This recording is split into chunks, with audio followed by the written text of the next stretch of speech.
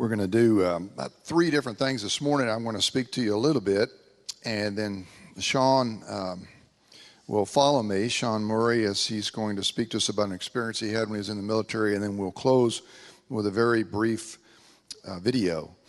The text today is Luke chapter 11, and Jesus said this in verse 17. Jesus knew their thoughts and said to them, "Any kingdom divided against itself will be ruined, and a house divided against itself will fall."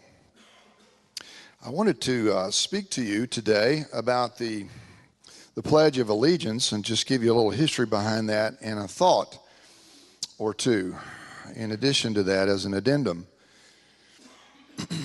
Because when we give our pledge to the allegiance, what we are doing literally is we are standing united. For better or for worse, we are standing in this pledge together. And what is it that we are saying? What is it that we are trying to accomplish? Well, the Pledge of the Allegiance really began in 1892 on Columbus Day. There was a couple of gentlemen, we don't know which one of the two actually wrote the words, the initial words of the Pledge of Allegiance, but the plan was to have children around the country at that time say the pledge, declare it in school.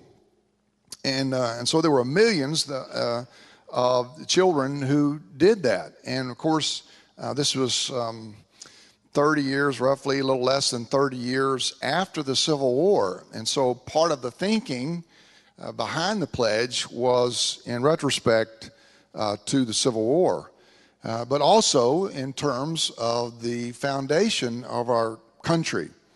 And so there was some notice to this pledge, but then in 1923 it received major attention from those who were gathered for the first National Flag Conference in Washington, D.C. And they noted that there were many, many immigrants who were coming into our country. And they didn't have the luxury of the background and history that the average American citizen had. And so they didn't have that sense of pledge, that sense of feeling towards the United States. And so there was a movement that wanted to change that. And so in 1923, they changed the pledge a little bit. It initially was in 1892, "I pledge allegiance to my flag and to the republic for which it stands, one nation indivisible with liberty and justice for all." Then in 1923, it was changed to, "I pledge allegiance to the flag of the United States." The following year, it changed again, "I pledge allegiance to the flag of the United States of America." And so children in America, all across America, were reciting this pledge every morning as they went to school. And then on June 22nd, 1942, the Congress included the pledge of the flag in the United States Flag Code. Upon doing that, 1 year after receiving this official sanction, the U.S. Supreme Court ruled that school children could not be forced to recite the pledge as part of their daily routine. And then on June 14th, 1954, Flag Day, who was president then, 1954? President Eisenhower. He approved adding these words, "under God," to the pledge. He said, quote, "In this way we are reaffirming the transcendence of a religious faith in America's heritage and future. In this way we shall constantly strengthen those spiritual weapons which forever will be our country's most powerful resource in peace and in war." And so the 23 words ended up being 31 words, what we just recited earlier. And I wanted to just briefly, just for a couple minutes here, get you to think about what we're saying. I pledge allegiance, that is, I promise to be faithful and true to the flag, to the emblem that stands for and represents of the United States, all 50 states, each of them individual and individually represented on the flag, of America, yet formed into a union of one nation, and to the republic. And I also pledge my loyalty to the government that is itself a republic, a form of government where the people are sovereign, for which it stands, this government also being represented by the flag to which I promise loyalty, one nation under God. These 50 individual states are united as a single republic under the divine providence of God, indivisible, and it cannot be separated as it was 30 years prior to the 1892 and the Civil War, with liberty, the people of this nation being afforded the freedom to pursue life, liberty, and happiness, and justice, and each person entitled to be treated justly, fairly, and according to proper law and principle, and lastly, for all. And these principles afforded to every American, regardless of race, religion, color, creed, or any other criteria. Now, just a couple thoughts, because our country is founded on the Constitution and the Bill of Rights. Now, our founders did an awesome job in instituting our country on this foundation. Now, they weren't perfect. They weren't flawless.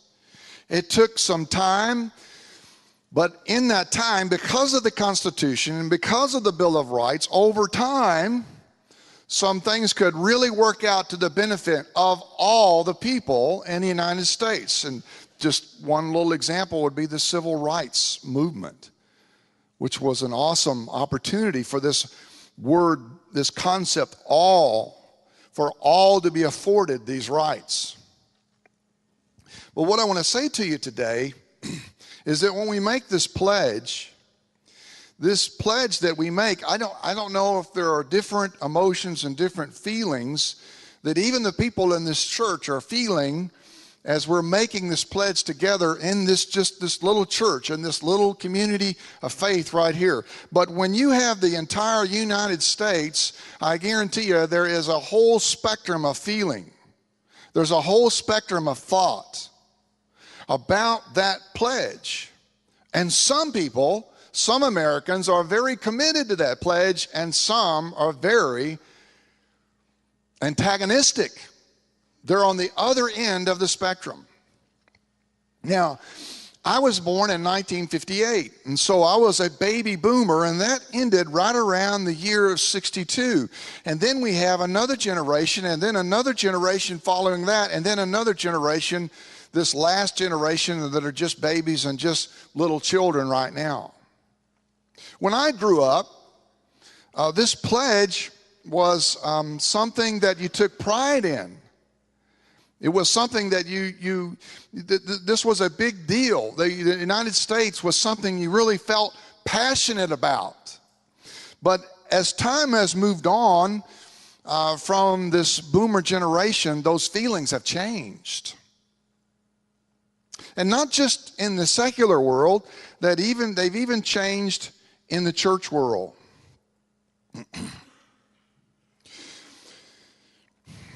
In World War I and World War II, the Americans were very passionate to this pledge because we had a unified front. And that front was over here in Japan.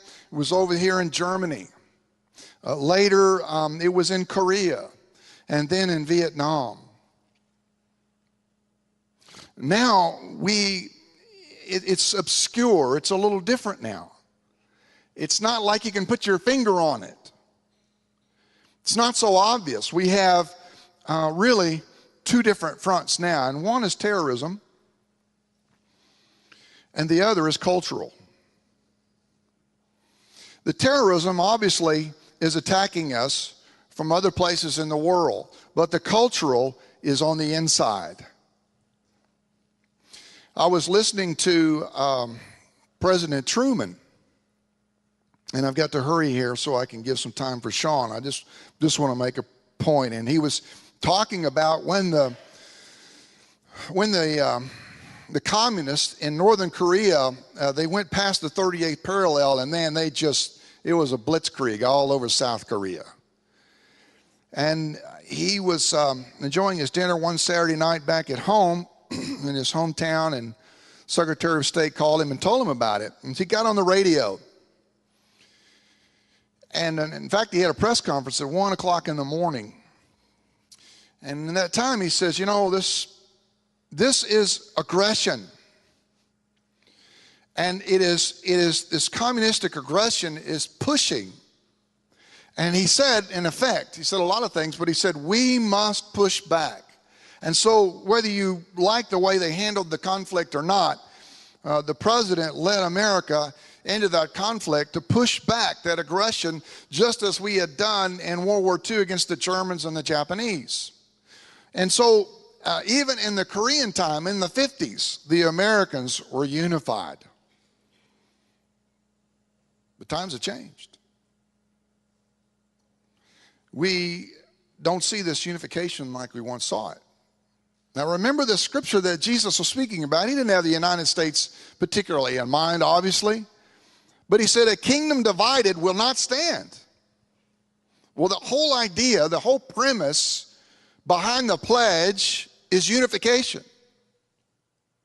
Now, this cultural war that's going on in the United States is what's causing a problem for a lot of people in our church and in other churches in the Christian world. Terrorism causes a problem for everybody. How to deal with it's another subject. The cultural aggression that's going on is attacking three institutions of the church. One is the sanctity of marriage. A second is the sanctity of life. And the third is the origin of life. Where did we come from? Did we come from stardust? Or did we come from, as God speaks in His Word, where He created the universe in 6 days? It didn't take millions of years, and we didn't come from dead inorganic matter. I was reading a book called 6 Days, and in this book there are like 50 different chapters, and each chapter is from a different professor of a different discipline who all have PhDs, many of them teaching in universities around the world. They're all Christians, and not only Christians, they believe in a 6-day universe as the Bible teaches, and one of the chapters was from a mechanical engineer.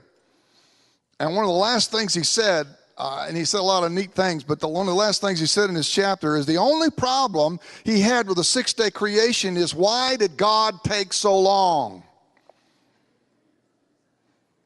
Because he knew that God could do it in a nanosecond. He didn't need 6 days, but he chose 6 days, as the Bible teaches us. These three, now listen, as I'm going to close and Sean's going to come, but these three have been under assault. And primarily, the assault is coming from where? It's coming from elected officials in our government. And this is what's causing a disconnect in the Pledge of Allegiance in our younger generations, and not only for these reasons, but many other reasons. We don't have time to go. And so I wanted to close by saying this. Let me tell you, even though those three institutions are being assaulted, okay, in many cases by people who have been elected to office, not just elected but appointed, particularly in the courts. But let me tell you why I say the Pledge of Allegiance with full assurance and full loyalty in my heart. Is because whether I agree or whether I disagree with what our government is doing, the Pledge of Allegiance doesn't have anything to do with that. You see, what the pledge has to do, the reason I'm loyal is because our forefathers built our nation on the foundation of the Constitution and the Bill of Rights. And what that says is that every person in our country has the right to be free, the right to choose. You see, it was a good thing when the Supreme Court said that we cannot force a young person to say the Pledge of Allegiance.